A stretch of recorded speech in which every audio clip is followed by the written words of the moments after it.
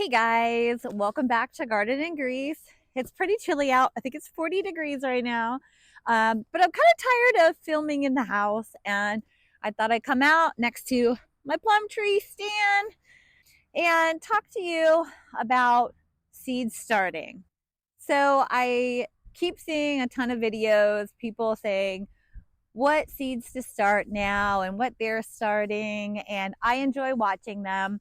It gets me a little antsy to start my own seeds, and that's fun, but sometimes I make mistakes because I want to jump the gun because other people in different growing areas are starting seeds that I want to start right now. So I thought I would talk about how to know when you should really start your seeds. So, unless your favorite YouTuber is like in your same town as you or in your general area with the same growing conditions that you have, it's kind of hard to follow exactly what they're doing. And some of them are really good at telling you if you live in this area, you should start this, but I'm doing this. And I don't want to direct anybody because I'm sowing something right now. I don't want you to feel like you should be sowing it right now too. So I think the best way to figure this out is the first thing you need to do is not just know your grow zone, but it's more important to know your last frost and kind of to figure out your first frost as well. So you know how many growing days you have. You could go to the Farmer's Almanac, put in I do Farmer's Almanac frost dates. It's probably the best thing to Google up or whatever search engine you have. Farmer's Almanac frost dates. It'll give you your first, your last, and how many grow days you have. Once you have this information, which is the most important information for when you're going to start your seeds, get a calendar. I go in and I write that date in. For me, my last frost is April 21st.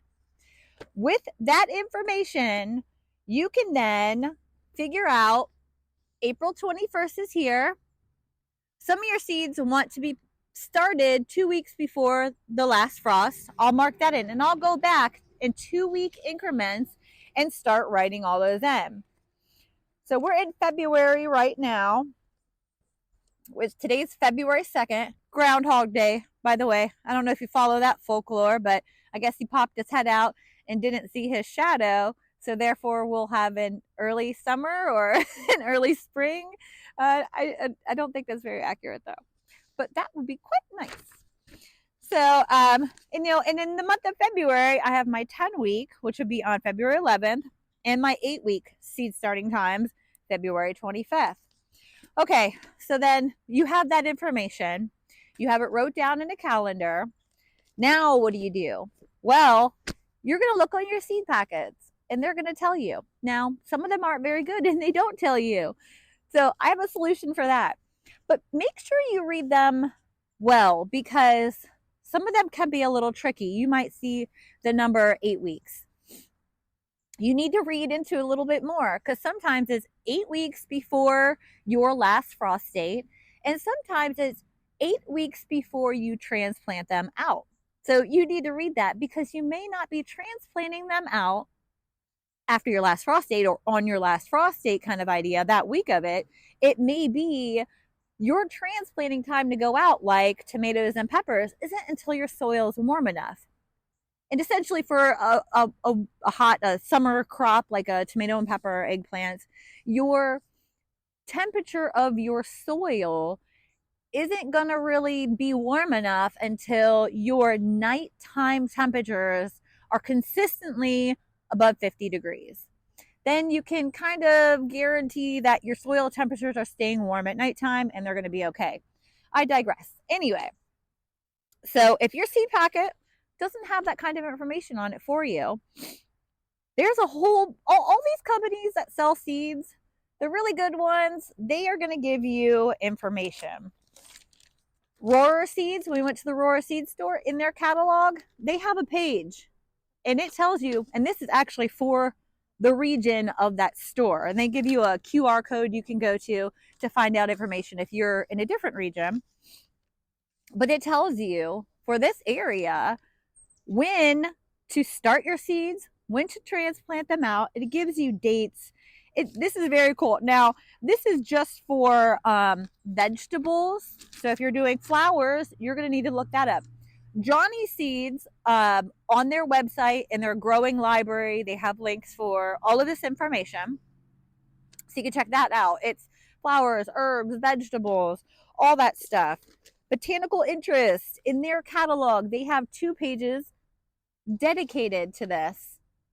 So they've got vegetables, herbs, flowers, ornamentals to start indoors and when you start outdoors. So you have those options. Now, that's fine and dandy. Okay, so you're figuring that out.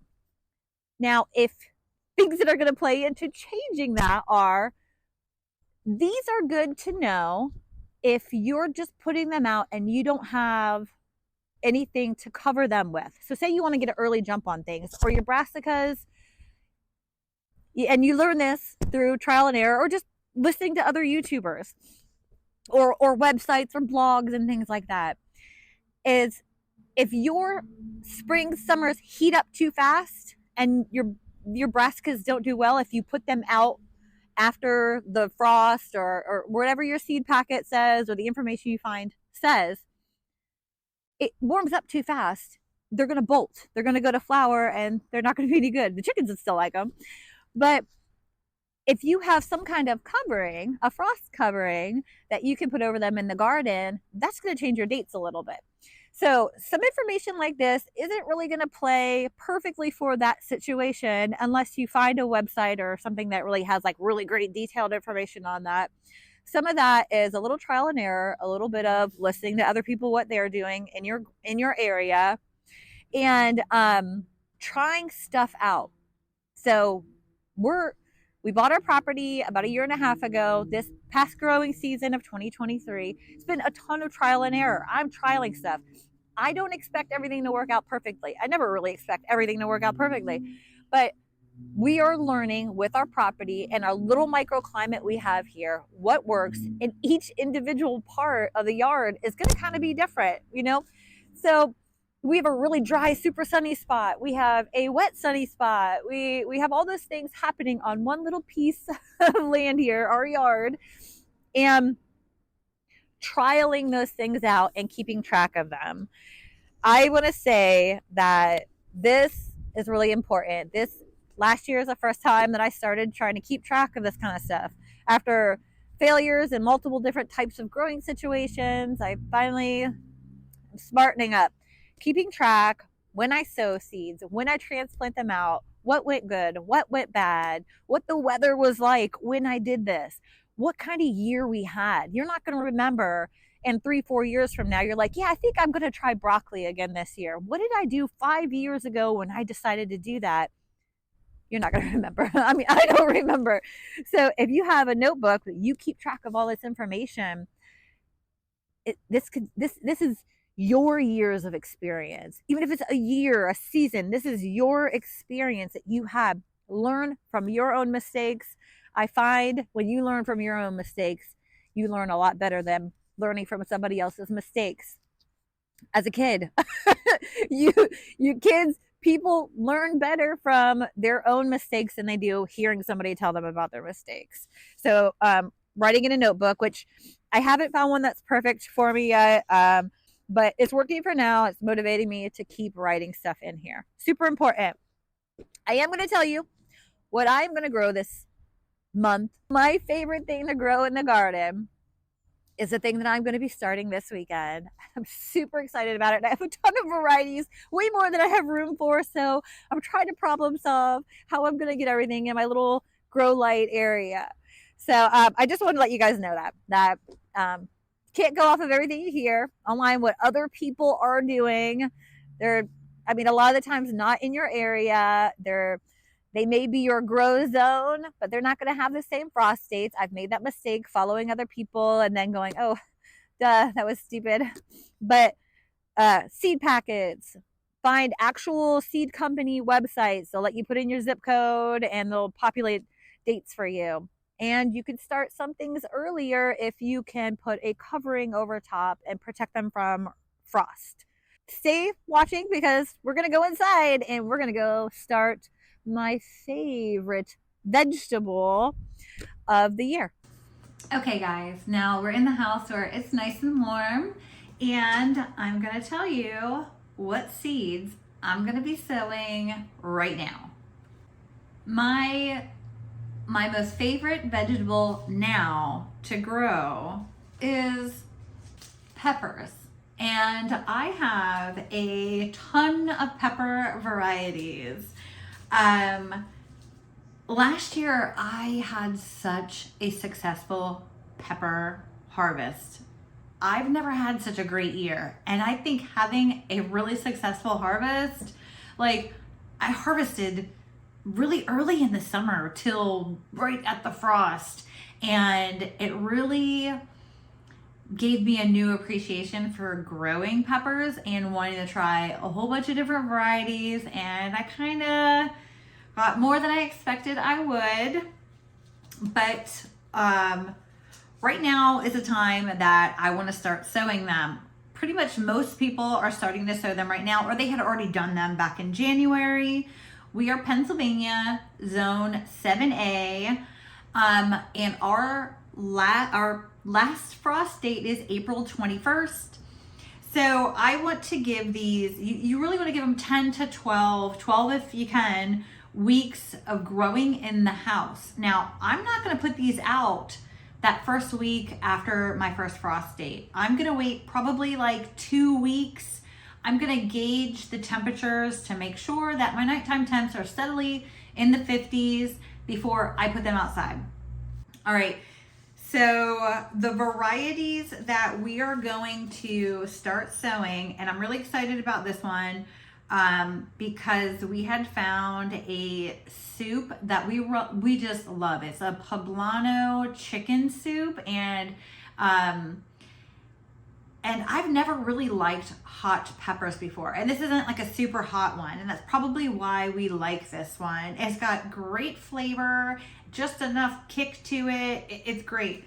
So the poblano, and I had not realized that when I put my seeds and such order in, that I had ordered their hybrid pepper trident, a poblano pepper. So I have 2 poblano peppers, and I am going to grow both of those because I'm interested to see if the seeds and such is going to compare to the Baker Creek ones on everything from germination to quality.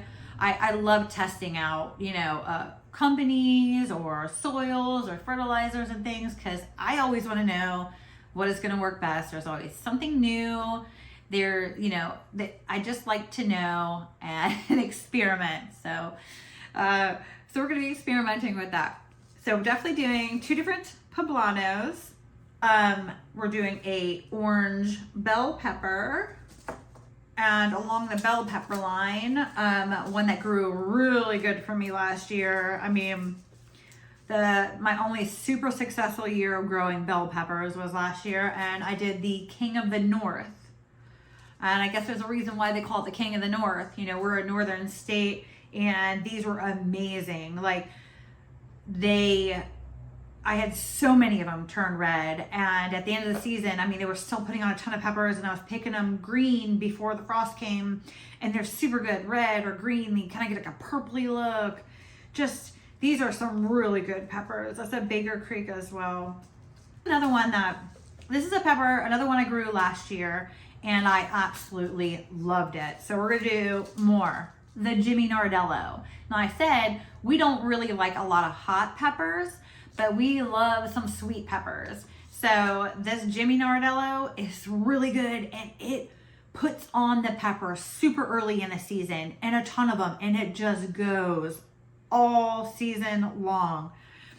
If you want a lot of peppers and you want to get some pepper confidence, and really get growing some of these, the Jimmy Nardello, they're delicious. They produce great. All right. So as for some varieties that I really wanted for like pickling and fermenting, we went with the sweet banana pepper. You can't go wrong with that. the pepperoncini pepper. These are M.I. Gardner ones. I had 2 pepperoncinis. I don't know how that happened, to be honest. They look a little different in the picture. I'm not sure why. And this was a free seed from Baker Creek. It's a hot pepper. So, but we do have people in the family that like hot peppers, so we're gonna try it out. The Datil pepper. So we're gonna try that one out. But other than peppers, something I'm growing, I'm gonna start the seeds for this weekend is eggplant. Okay, so these are gonna need some time to grow and get established. This is gonna be just basically side by side with the peppers. It wants warmth in the house. So we're gonna sow these seeds and we're gonna put them on heat mats. Oh, and I forgot to mention something else that I'm gonna be starting is some cauliflower.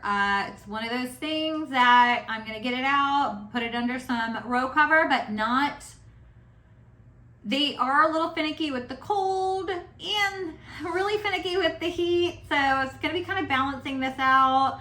Trying to figure out what works best for this area. I have not grown this around here, so we're gonna see how it goes. I have already started some of my brassicas, and in this month, I'm going to start some more. If you guys like this video or any of our others and you haven't subscribed yet, please consider doing so. That would help us out big time. And hit that like button. Thank you.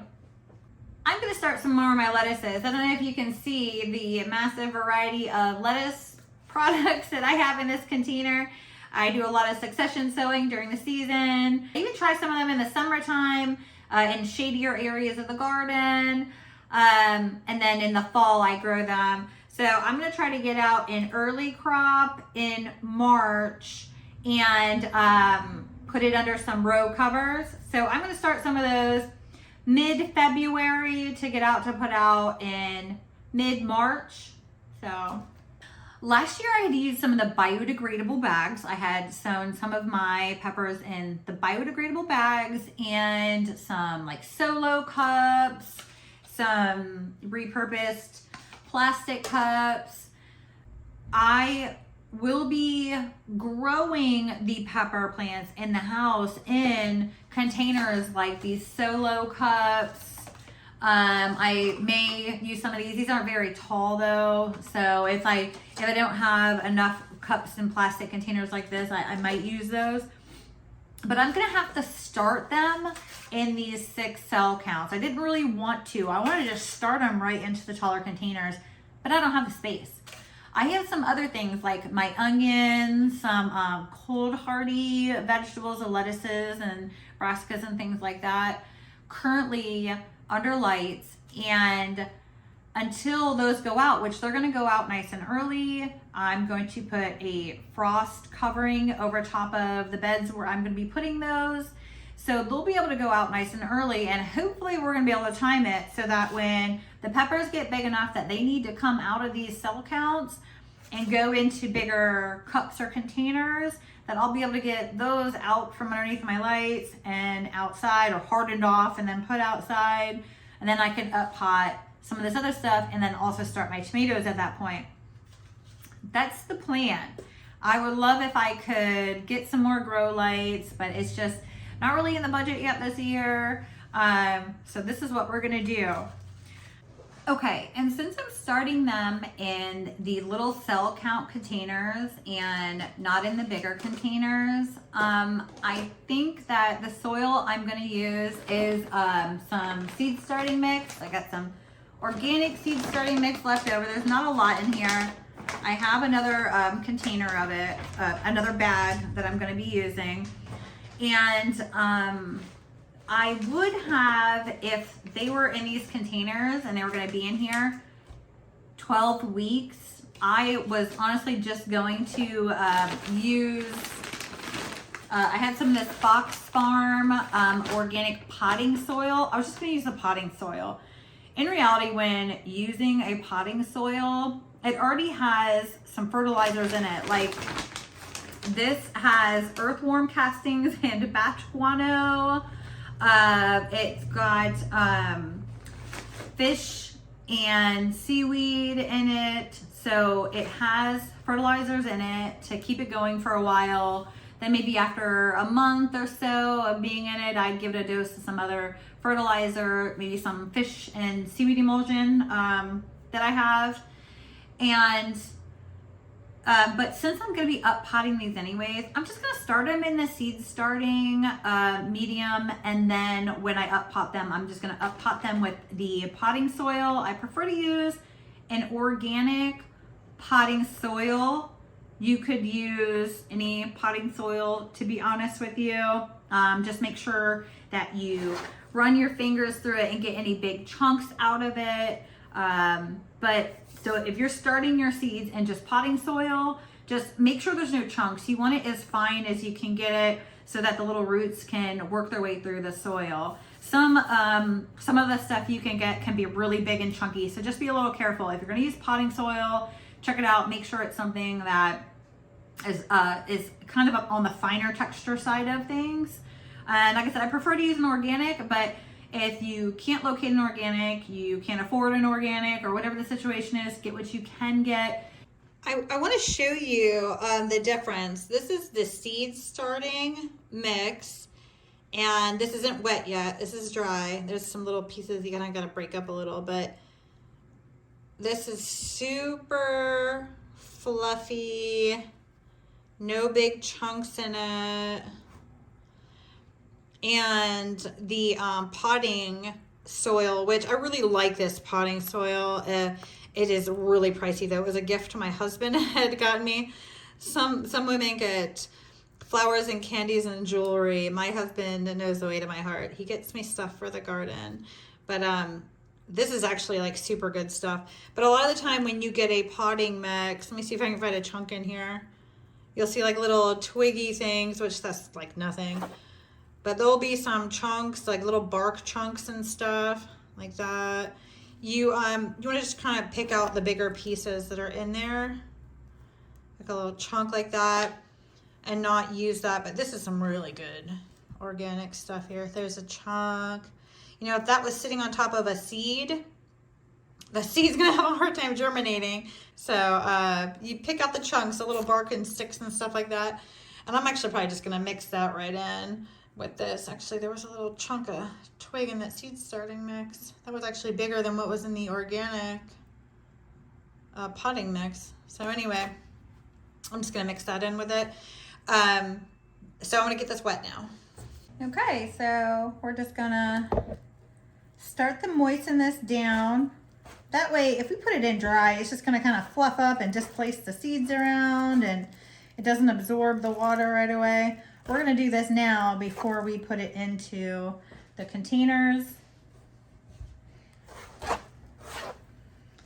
Break up any of the, you know, like the chunks that are kind of consolidated or whatever you wanna say. Okay, so we're gonna take our little 6-pack cell and our pre-moistened soil, and we're gonna just start filling them up. I don't compress it, I just kind of gently try to make sure that there's no air pockets down in there. Kind of push it in, put some more in.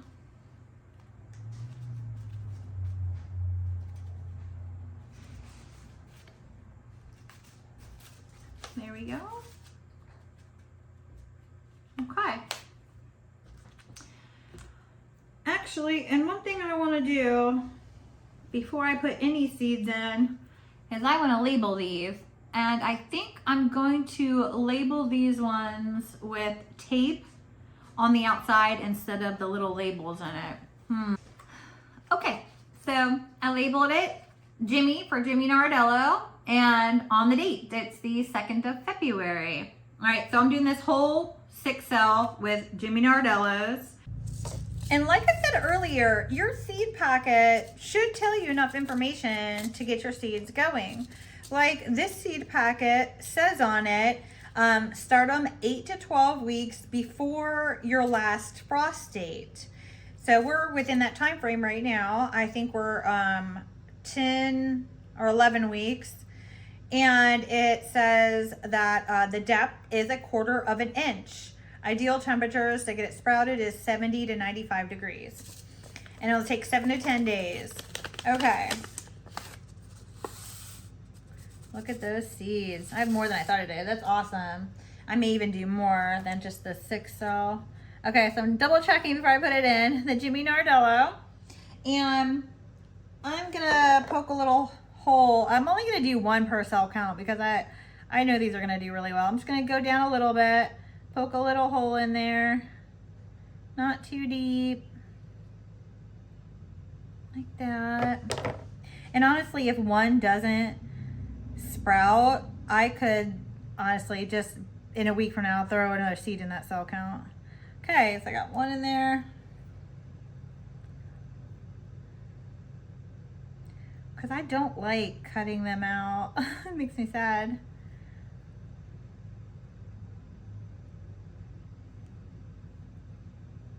Like that. I have a feeling after growing these last year and everybody I know seeing how awesome they did, that people are going to be asking me for some of these plants. So to just cover them over like that. And I'm going to give them a little hit of water. Just to make sure that seed knows it's wet and it can start. Okay, so I'm going to do all of my seeds exactly like that, all my pepper seeds. Okay, so I got 6 of the pepperoncinis I sown. I've got 6 Jimmy Nardellos, 3 of the Trident Poblano, and 3 of the standard Poblano that came from, I believe, Baker Creek and then Seeds and Such. I have the Detail, they're supposed to be viciously hot peppers, little orange ones. And then I did 3 eggplant. We don't need a lot of eggplant. I just want to kind of try growing it this year and see how it goes. If it goes well, maybe next year we'll do more. We have orange bell peppers. I did 6 of those. 6 King of the North. And 6 of the banana peppers. Not all of these are going to be for our house. Some of them will go to some other homes that have already requested some seedlings. So these are all watered in now. I have them in this seed starting tray and I've got a dome for it, but I also put it inside of, I got this nursery tray. It'll help reinforce it because the seed starting thing is old and cracked and kind of falling apart. So I want to reinforce it. Easier to pick up that way. It's like great. And the dome is kind of cracked and not fitting tight, but that's okay. It doesn't need to.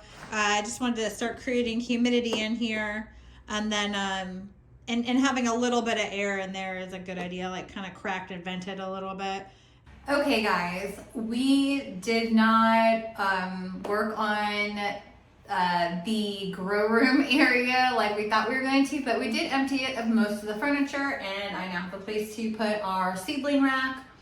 This is the only seedling rack I have that has lights on it right now. I have some more of these racks. These are 2-foot wide racks, but I need to find some more lights, and I'm trying to find something really cheap, hopefully free. I know it's a big ask, but I'd like to find something so I can set up some more lights. We have a lot of seedlings we need to get going. This is another reason why we did winter sowing this year in the milk jugs. So I really hope that all those do really well because I didn't have anywhere to start all those seeds.